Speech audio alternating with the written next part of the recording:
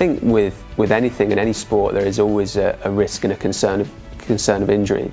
If we look within golfers, we sort of see that the amateur side, there's a lot of lower back injuries, whereas at the sort of top end of the spectrum, it's wrist and elbow injuries. So actually engaging in strength training might actually help these individuals, so amateurs, be a little bit more robust to cope with the dynamic patterns of the swing.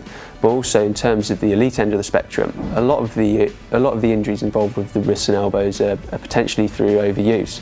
So actually taking time out of hitting balls and actually engaging within a strength and conditioning program is not only going to perhaps help performance, but it also may help to reduce the risk of injury going forwards as well. Done in the right way, there shouldn't be any concerns with injuries. So under supervision from a strength and conditioning coach or a physiotherapist, then actually we should be building athletes that are robust to injuries. If people are going off into the gym and doing their own thing and using incorrect techniques, maybe using too much load when their body isn't ready for that load, then potentially there could be the risk of injury or an increased risk of injury.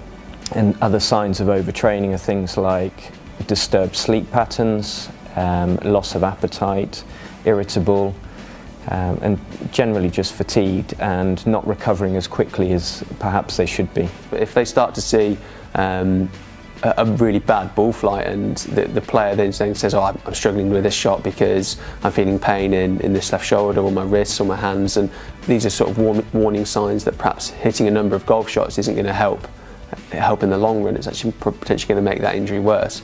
So it may just be discussing with them verbally, or it might be something that actually occurs through actually performance. So they're hitting shots and you can see they don't look comfortable, they're perhaps not getting into positions that you would want them to, and then they might sort of say then. So sometimes it involves a little bit of digging just to find a little bit more about the person in front of you and just trying to find out what's going on.